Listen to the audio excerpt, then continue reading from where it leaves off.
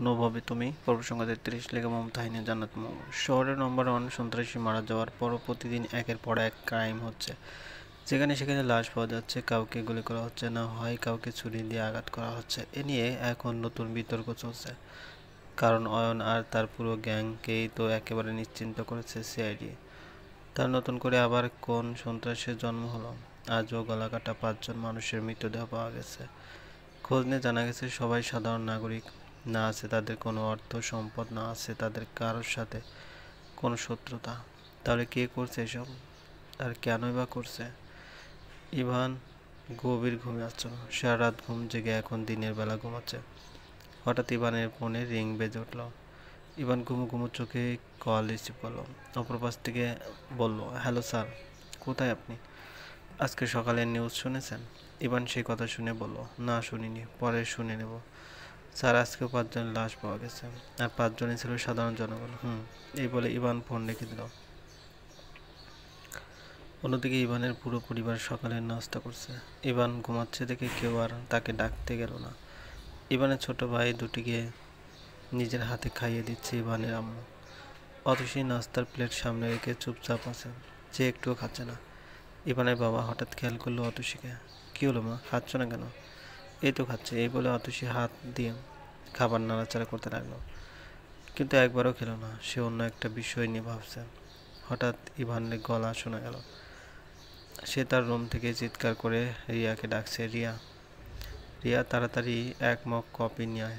রিয়া ইভানের কথা শোনা মাত্র কফি রেডি করতে গেল, আর রেডি হওয়া মাত্রই কফি নিয়ে ইভানের রুমের দিকে চলে গেল। মৌরি তখন বলল, রিয়া দাঁড়া, তুই যাস না, কফির মগটা অতসী হাতে দে, কারণ আমার মনে হয় ইভান ভাইয়ার সব কাজ এখন অতসী ভাবির করা উচিত। মৌরির কথা শুনে সবাই ওর দিকে তাকালো। অতসী নিজেও অবাক, কি বলছে মৌরি? মৌরি তখন বলল, সবাই এভাবে তাকাচ্ছ কেন আমার দিকে? আমি কি ভুল বললাম কিছু? ভাইয়া রাগ করে আছে বুঝলাম, তাই বলে কি বউকে এখন অমান্য করবে? যত কিছু হোক অতসী ভাইয়ার বউ, এরকম আলাদা থাকা, কথা না বলা, এসব ঠিক আছে না। অতসী সেই কথা শুনে বলল, মৌরি চুপ করো, কি বলছো এসব?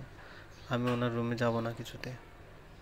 তখন ইভানের আব্বু বলল, মৌরি ঠিক বলছে, ইভান যেটা করছে সেটা ঠিক হচ্ছে না। বিয়েটা স্বীকার করছে অথচ বউ অস্বীকার করছে, এটা মারাত্মক অন্যায়। অতসী, তুমি আজ থেকে ইভানের ঘরে থাকবে, দেখিও কি করে। অতসী তখন বলল, বাবা এভাবে জোর করবেন না, ওনার যেটা ভালো মনে হচ্ছে উনি সেটাই করছেন। তাছাড়া আমি ওনার রুমে থাকলে ওনার প্রবলেম হয়ে যাবে, উনি ঠিক করে ওনার কাজ করতে পারবেন না। অতসীর কথা শুনে সবাই হেসে উঠলো। রিয়া তখন বলল, যখন এতই সমস্যা তাহলে বিয়ে কেন করলো? সবাই আলাপ আলোচনা করতে ইভান নিজে আসলো ডাইনিং রুমে। এসে রিয়াকে বকতে লাগলো, আমার কপি কই, এত লেট করছিস কেন? রিয়া কিছু বলার আগে ইভান রিয়ার হাত কপের মগ দেখতে পেল, আর সেটা হাতে নিতে নিতে বলল, এই তো রেডি করেছিস কপি, তাহলে রুমে দিয়ে আসিস নি কেন? ইভান যে এক চুমুক দিয়েছে, সে সাথে সাথে কপের মগটা রিয়ার হাতে দিয়ে চিৎকার করে বলল, এটা কি, কপি না শরবত? কতক্ষণ আগে বানাইছিস? রিয়া তখন বলল, আসলে স্যার অনেক আগে বানিয়েছি। তাহলে দিয়ে আসিস নি কেন রুমে?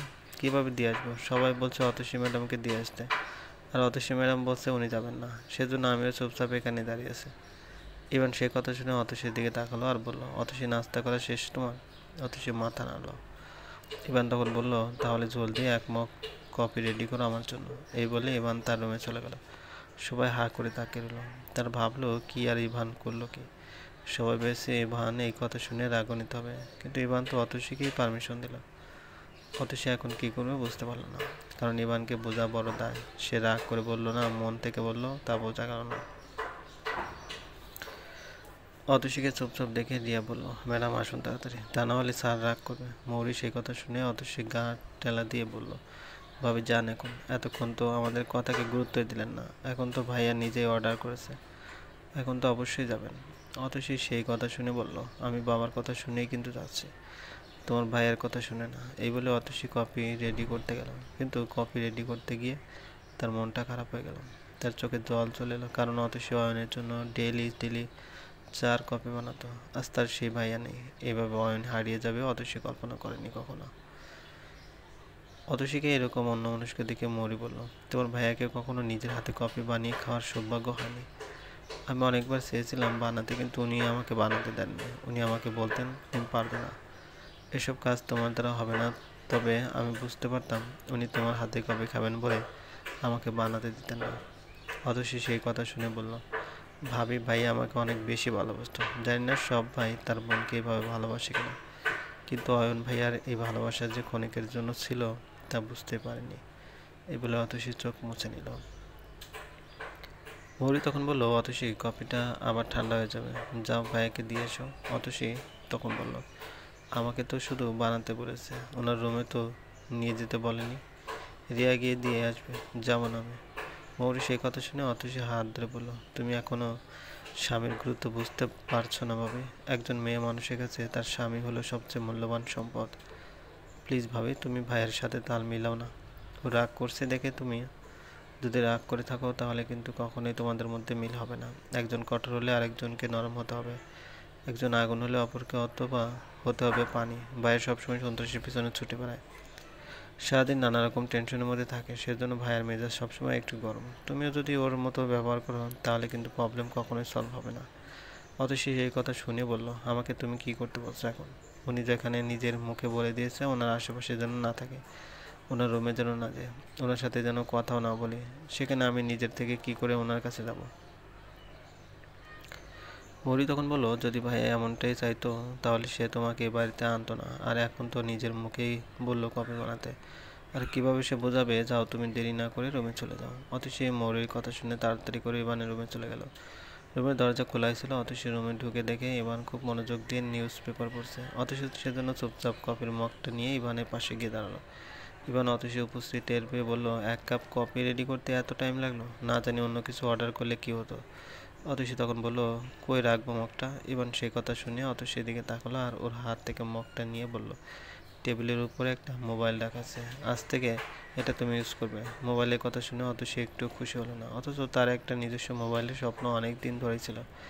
আজ কেন জানি একটু আনন্দ লাগছে না। অতসী এই কথা শুনে বলল, দরকার নেই ফোনের, ফোন দিয়ে কী করবো আমি? আজব মেয়ে তো তুমি। ফোন দিয়ে মানুষ আবার কী করে? কথা বলবে আম্মু আর দাদির সাথে, তোমার বান্ধবীদের থেকে ভার্সিটির খবর নেবে। ভাইয়া ফোন ইউজ করা মোটেও পছন্দ করতো না, আজ ভাইয়া নেই তাই বলে কি আমি ভাইয়ের আদেশ অমান্য করবো? ইভান অতসীর কথা শুনে হাসতে হাসতে শেষ হয়ে গেল। সে বলল, তুমি কি মেন্টাল নাকি? বেশি কথা না বলে ফোনটা নিয়ে এসো। অতসী সেই কথা শুনে টেবিলের কাছ থেকে চলে গেল। গিয়ে দেখে বড় একটা অ্যান্ড্রয়েড ফোন, সাথে একটা গিফট বক্স যার উপর লেখা লাভ ইউ ফর এভার। অতসীর লেখাটা দেখে চমকে উঠল। এটা তো ইভানের ইভানের হাতের লেখা। কি হলো, নাও মোবাইলটা। অতসী সেই কথা শুনে শুধু মোবাইলটা হাতে তুলে নিল। ইভান তখন বলল, বক্সটা কে নেবে? কিসের বক্স এটা? জানি না।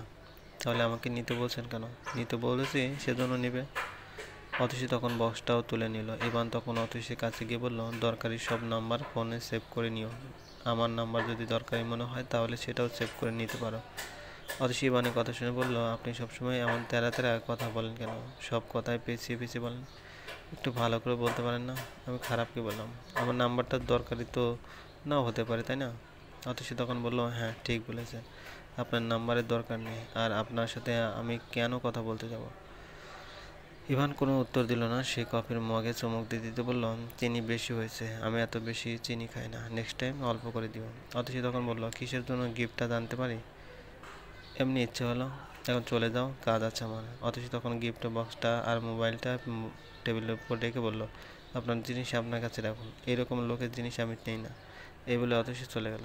ইভান তখন পেপার আর কফির মগটা রেখে অতসী হাত টেনে ধরলো। এগুলো রেখে যাচ্ছ কেন? এগুলো তো তোমার জন্য। নিব না আমি। কেন নিবে না? এমনি। ইভান তখন অতসীর হাত ধরে টেনে তার কাছে আনলো আর বলল, আমি কিন্তু এখনো তোমাকে ক্ষমা করিনি, সো এত বেশি ভাব দেখিও না। আমি এখনো রেগে আছি তোমার উপর। তুমি এর আগেও আমাকে না বলে ছেড়ে গিয়েছিলে। এইবার নিয়ে দুইবার হলো, বেশি তর্ক না করে এগুলো নিয়ে চলে যাও। জিনিসগুলো ভীষণ দরকারি। এই বলে ইভান অতসীর এক হাতে মোবাইল আর অন্য হাতে গিফট বক্সটা দিল। অতসী জিনিসগুলো নিয়ে বিড়বিড় করতে করতে রুম চলে গেল। মৌরি অতসীকে এরকম একা একা কথা বলতে দেখে বলল, কি হয়েছে ভাবি? এত রাগে লুকিয়ে কাকে বকছো? তোমার ভাইয়াকে। কেন, কি করেছে সে? অতসী তখন গিফট বক্স আর মোবাইলটা মৌরির হাতে দিয়ে বলল, এগুলো তোমার ভাইয়া আমাকে গিফট করলো। ও কি বলছো এসব? তার মানে ভাইয়া সব ভুলে গেছে? ভাইয়া তোমাকে আবার ভালোবাসতে শুরু করছে? অতসী সেই কথা শুনে বলল, দূর, যেটা ভাবছো সেরকম কিছু না। উনি এখনও রেগে আছেন আর সেই আগের মতোই কড়া কড়া কথা শোনালেন। সেজন্যই তো আমার এত রাগ হচ্ছে। আমাকে সহ্য করতে পারছেন না, আমাকে দেখতে ভালো লাগে না, আবার গিফটের উপর লিখেছেন লাভ ইউ ফরএভার।